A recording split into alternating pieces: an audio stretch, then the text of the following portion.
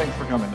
Okay, so let's bring up Don Luebbe and Jocelyn DeBoer of Greener Grass.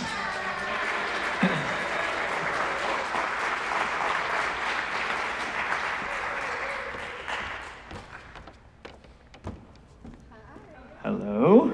Thank you. There you go. Also, actually, just before we start the Q&A, I mentioned before we had a cinematographer from Mexico who did Bajo las Brosas. And Julio, why don't you just stand up and so people can just recognize you, give you a hand for your great work. Really wonderful film. Really beautiful. Okay, so tell me where this thing came from. This is, you're in the Upright Citizens Brigade, and I see a little bit of that in there. So tell me where this idea for Greener Grass came from. Sure. First, I just want to say hello to everybody who came, and thank you for coming. I'm Jocelyn, and this is Don, in case there are people here that don't know. Do you want to? Yeah. So Jocelyn and I have been working together doing sketch comedy at the Upright Citizens Brigade, as you mentioned, for about 5 years or so. And we sort of always had this like shared fondness of like absurdist dark comedy. And we started writing together about a year ago. This was our first project we did, just the two of us. And we were sort of sitting around thinking about something we wanted to do, and we started laughing about, thinking about sort of polite little behaviors that people do in society, and kindly offering people their babies. Exactly. Yes, exactly. Right. No, we were laughing about, I think that particular idea came from kind of the excitement that us and our friends like sometimes get at restaurants, for example, when a good dish of food comes and when somebody says they like it, you're like, you have to take a bite. No, really, you have it. Here's half of it. Take it. And then we were like, wouldn't it be funny if that were a baby?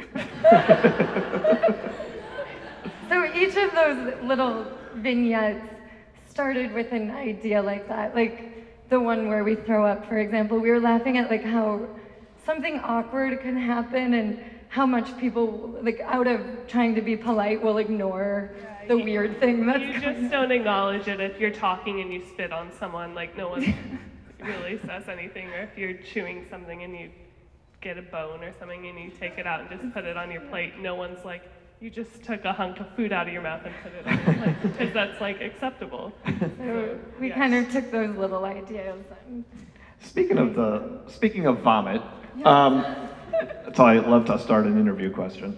I just noticed, I've seen this movie many times, and I've noticed like when you guys took one bite out of a sandwich, and yet all this goop or oatmeal or whatever it is just comes flying out of your mouth, but it's after you guys have had lines of dialogue.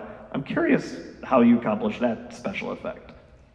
That our art director was really dreading, because he was like, we cannot do that in one shot, and our director was like, you'll figure it out.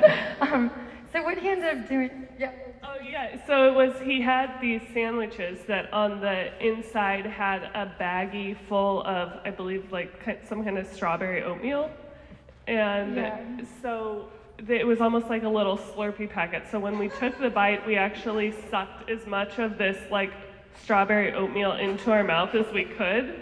So it was hidden in the sandwich, and then you saw the results. And we were so rushed the whole shoot that we could only do that twice. But if you look closely, especially I'm so bad at it, I like suck. It's very obvious. No, it's not obvious at all. Like it took me a few viewings before I noticed like what was really going on there. Okay. Talk about Paul Briganti's input as a director on this. This is a very stylized piece, and I'm wondering, how much of that was him, how much of that was your input? It was a very collaborative process. So Don mentioned we were on a sketch team together at UCB called Onassis, which Paul was on as well. So we're very good friends and have worked together a lot. And our script, we came to him with the script already quite, it is what you saw, quite strange. But then he had great ideas for how to show that. Yeah. I mean, pretty much all of the shots and angles were his ideas. And for example, towards the beginning, there's a scene from behind where Jocelyn and I are slowly turning our heads and talking and back, and the soccer players are in the forefront. And a lot of those kind of setups were truly his vision. Yeah, it was great because we were able to say to him, like, we want it to be very eerie, we want it to feel like uneasy, disturbing, and then he would be like, great, this is how I think we should do it. And I know, Jocelyn, you're from Barrington, and Dawn, are you a child of the suburbs as well? Is that? Yeah, I grew up in Lincoln, Nebraska. Okay. And my parents are here, actually, from Nebraska. Yes, Which I'm so happy about. Excellent, thank you for coming. So is that another part of the inspiration? Is kind of just that suburban upbringing? Is that part of it for you? Yeah, definitely the suburban upbringing and the politeness of people in the Midwest, I think, was like a big influence as well.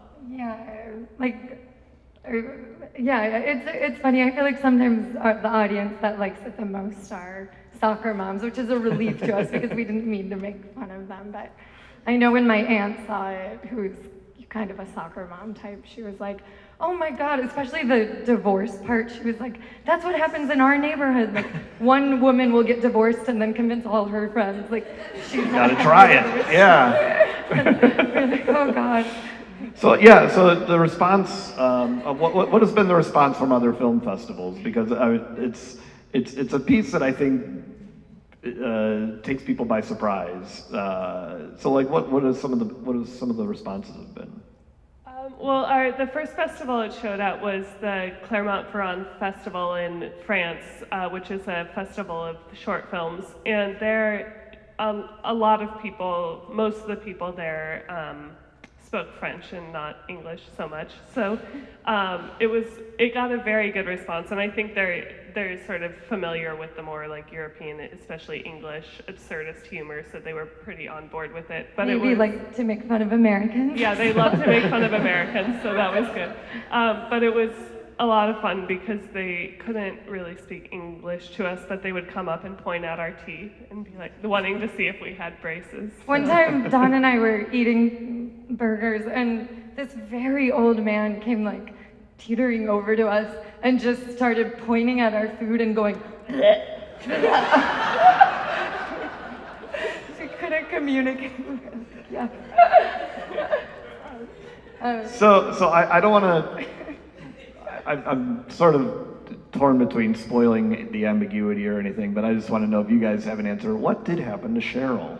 Oh, Do you want to say or no? We kind of like to keep it ambiguous. Okay. But that's what I think your best guess is probably right. Cheryl's no longer with us.